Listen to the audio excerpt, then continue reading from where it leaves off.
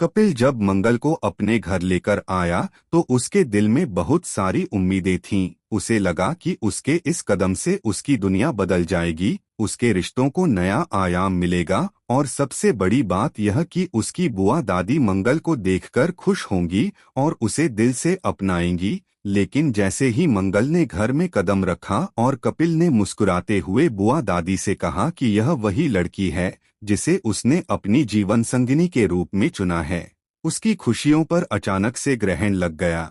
क्योंकि बुआ दादी ने जैसे ही मंगल को देखा उनका चेहरा गुस्से और नाराजगी से भर गया। उनकी आंखों में वह ममता और अपनापन नहीं था जिसकी कपिल को उम्मीद थी, बल्कि वहाँ तिरस्कार और अस्वीकार था। उन्होंने साफ शब्दों में कह दिया कि वह इस लड़की को अपने घर की बहू कभी भी नहीं बनाएंगी। यह सुनकर कपिल के दिल को गहरा झटका लगा। मंगल की आंखों में आंसू आ गए। वह समझ ही नहीं पा रही थी कि उसकी गलती क्या है, क्यों उसे पहले ही दिन नकार दिया गया।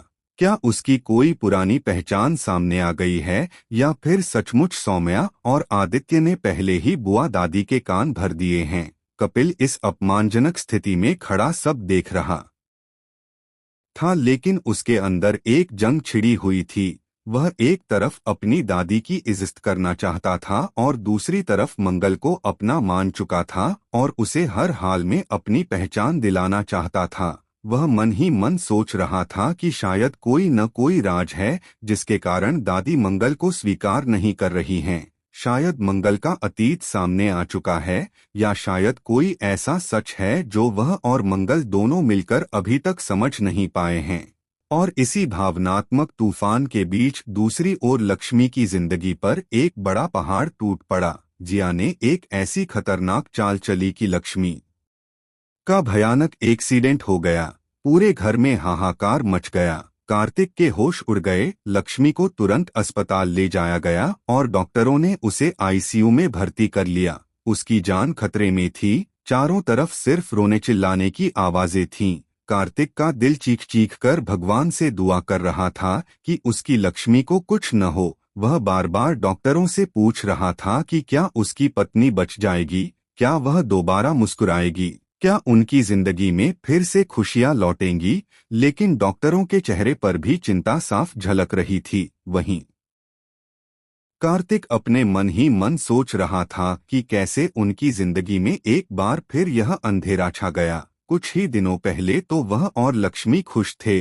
दोनों अपने आने वाले बच्चे की खुशियों में डूबे हुए थे। दोनों के चेहरे पर एक नई उम्मीद थी। दोनों ने सोचा था कि इस बार जिंदगी उन्हें हर खुशी देगी जो अब तक उनसे छिन गई थी। लेकिन अचानक ही जिया ने अपनी नफरत और ईर्ष्या से भरे कदम से सब कुछ तबाह कर दिया। उसने कपट और धोखे से लक्ष्मी को उस हालत में पहुंचा दिया जहां उसकी सांसें भी गिनती की रह गईं।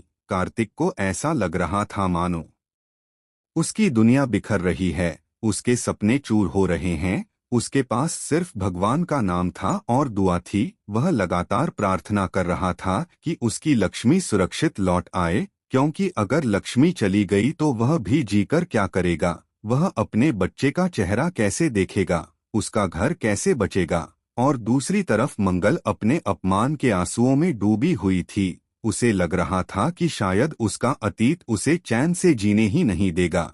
उसने कपिल की तरफ देखा तो उसकी आंखों में साफ पड़ सकती थी कि वह उससे कितना प्यार करता है, लेकिन फिर भी उसके परिवार का